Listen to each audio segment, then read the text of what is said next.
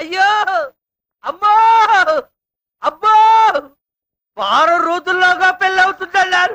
ఇదేనా నా పెళ్లి పంతులు గారు? అబ్బా ఖచ్చితంగా జరగాలి, కానీ ఎక్కడో వాస్తు దోషం వచ్చుంటుంది. అసలు ఇంతకీ ఎందుకు కొట్టారా నిన్ను? అతడిగానే కొట్టారత్త. ఏం జరిగిందో నువ్వేనా చెప్పే? మేము రిక్షాలో వెళ్తుంటే బావిని కొట్టి నేనే అర్చన అనుకున్నాను. లాక్కడిపోయారు నాన్న. అర్చన అనుకున్నారా? వాళ్ళకి దానికి సంబంధం ఏంటి?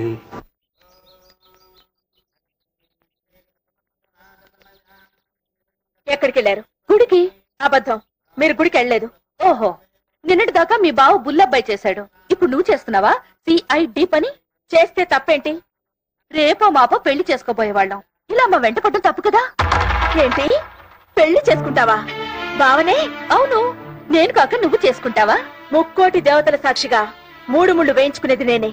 ఛా, అది జరగకపోతే చచ్చిపోతాను. నేను చచ్చిపోతానంటే పీడ వదిలిందని మా బావని చేసుకుంటాను. మీ బావంటే నీకు అంత ఇష్టమా? ప్రాణం. మీ బావ నీకు సొంతం కావాలంటే నా దగ్గర నుంచి ఆయన నువ్వు గెలుచుకోవాలి. పందెం కాస్తున్నావా? 1 కాదు 3. మా బావతో 3 ముళ్ళు వేయించుకోవడానికి నువ్వు 30 పందాలు పెట్టినా గెలుస్తాను. చెప్పు. మొదటి పందెం. ఆగు. ఈ 3 పందాల్లో నేను గెలిస్తే మా బావని విడిచి నువ్వు వెళ్ళిపోతావా? అయితే చెప్పు. నంబర్ 1, కొబ్బరికాయ పగలగొట్టకుండా నువ్వు మీ బావ చేత నీళ్లు తాగించాలి. ఏంటేంటి? కాయ పగల కొట్టకుండా మా బావ చేత నీళ్లు తాగించాలా? గెలవని పందాలు కాసి మా బావని తన్నుకుపోదాం అనుకుంటున్నావా? నీ వల్ల కాదంటే చెప్పు, ఆ పని నేను చేస్తాను. దేంట్లో మోసం లేదుగా? మీ బావ మీద ఒట్టు.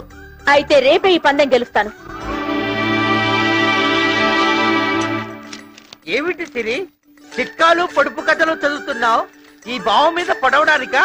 అవును బావా. బావా, నీకు కొబ్బరికాయ పగల కొట్టకుండా నీళ్ళు ఎలా తాగాలో తెలుసా?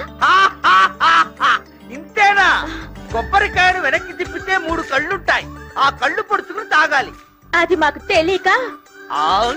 ఓ మహాలక్ష్మి పంతులు గారు, పంతులు గారు, రామ్మా సిరిరా, వచ్చి హారతి అద్దుకుని బొట్టు పెట్టుకో. అలాగే కొబ్బరికాయ కూడా పెట్టమ్మా. అదేమిటి పిన్ని గారు, పూజ అయిపోయిందిగా, మరి కొబ్బరికాయ కొట్టలేదే? ఈ రోజు రాత్రి 7 గంటలకి అమృత గడియలున్నాయమ్మా, అందుకే పగలు కొట్టకుండా రాత్రికి కొడదామని. థ్యాంక్స్ పిన్ని. ఇదేమిటి పిల్ల థ్యాంక్స్ చెప్తుంది? కొంపదీసి ఇప్పుడు నేను అన్న మాటల్లో భూతేమన్నా వినిపించిందా? రామరామా. బావా, బావా, ఏమిటి అరుపులు? నువ్వు నిలబడు బావా, నీ చేత కొబ్బరి నీళ్లు తాగించాలి. కొబ్బరి నీళ్ళ? చీకటి పడిన తర్వాత నేనేం తాగుతానో తెలిసి కూడా కొబ్బరి నీళ్లు తాగమంటావా? తప్పు. బావా, అది కాదు, నేను చెప్పేది విను. అబ్బా, దీని వెనక పెద్ద కథ ఉంది బావా.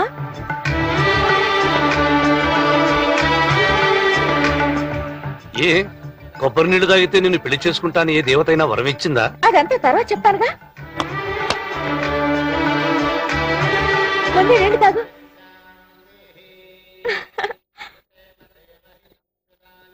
ఇప్పుడు చెప్పు. ఇప్పుడు కాదులే, సమయం వచ్చినప్పుడు చెప్తాను. ఏమిటో ఈ పిచ్చి మాలోకం. ఇప్పుడేమంటావు?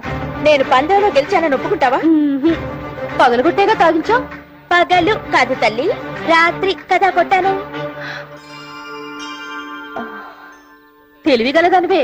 ఈ పందెంలో నువ్వే గెలిచావు. రెండో పందానికి రెడీయా? ఓడిపోవడానికి నువ్వే రెడీగా ఉండు. ఆహా, అయితే విను. సతీ అనసూయ త్రిమూర్తులకి ఎలా భోజనం వడ్డించిందో నువ్వు మీ బావకు అలా వడ్డించాలి. సింతేనా? ఇంకెంత కష్టమో అనుకున్నాను. ఈ పందెంలో ఈజీగా గెలుస్తాను. ముందు అనసూయ ఎలా భోజనం వడ్డించిందో తెలుసుకో. తెలుసుకుంటాగా, ఇదిగో ప్రసాదం తిను. విష్ణుమూర్తి అవతార కథల గురించి విన్నవారికి జయ విజయులు శాప వృత్తాంతం గుర్తుండే ఉంటుంది. జయ విజయులు ఇరువురు విష్ణుమూర్తి ద్వారపాలకులు. కొందరు మహర్షులను వైకుంఠంలోనికి రానివ్వకుండా అడ్డుపడినందుకు శిక్షగా వారు రాక్షసులుగా భూలోకం మీద జన్మించాలన్న శాపాన్ని పొందడము. వారిని సంహరించేందుకు విష్ణుమూర్తి నరసింహునిగా, రామునిగా, కృష్ణునిగా అవతారాలు దాల్చడం తెలిసిందే. ఇంతకీ ఆ జయ విజయులకు శాప